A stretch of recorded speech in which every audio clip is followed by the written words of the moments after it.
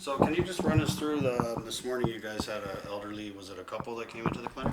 Yes, we had an elder couple who recently arrived from Japan, and they were experiencing fever, shortness of breath, cough, and flu. And so were you guys able to determine if these patients met the criteria for persons under investigation or whatever the criteria is? Yes, so we follow CDC guidelines, which is a questionnaire that we ask. It composes of three questions. It's what symptoms are they having, whether it's a cough, cold, flu, fever. And the second question is any recent travel to Japan, Korea. We also have China, Italy, the Philippines, California. And then the third one is, or have you come close in contact with anyone who has traveled and is not feeling well or experiencing the same symptoms? And so both of these patients met all those criteria? Yes. And then so what happened next? So from there, we asked them to go ahead and wait in their vehicle, and then we followed the chain of command, let the doctors know that we do have a patient under investigation following the questionnaire, they were able to answer yes to two or more.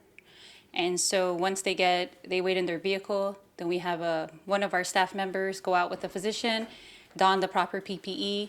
We contact actually public health prior. So we try to contact public health at that time to let them know, hey, we do have a patient under a PUI and they have met the criteria, and then we go from there. Public health is the one who actually tells us, go ahead and perform the swab or what to do. So we do the rest of the interview questions after we inform public health.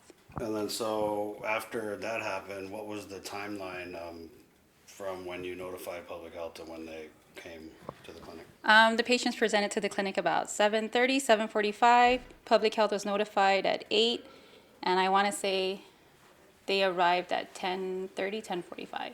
And then what happened when they came? They picked up the specimen and they leave. And then so what happens with the patients? Well, we tell the patients to self-quarantine at home for now. We give them patient education, why they need to stay at home, what they need to do. They wait for further guidance. They give us all contact numbers that we can reach them at, make sure we have their physical address of where they're staying, and we ask other questions such as if there's anyone else in the household or where they live, in what kind of area. If it's a home or a housing area where there's a lot of people, if they're by the schools, we get all that information. So how would you classify these two individuals? Because there seems to be a lot of, like, do we call them a suspected case or a They're classified as PUIs, patients under investigation, because at this time there's no confirmed case. We don't have a case that it is confirmed as coronavirus. That's why we test them and send it out. Okay, and then so what's the turnaround? So public health came and picked up the samples, and then what do they tell you guys? Like, when do you get the results? 48 hours. So it takes them 48 hours to read the test? Yes. Okay, and then so when you get the results, if it's a negative, what happens?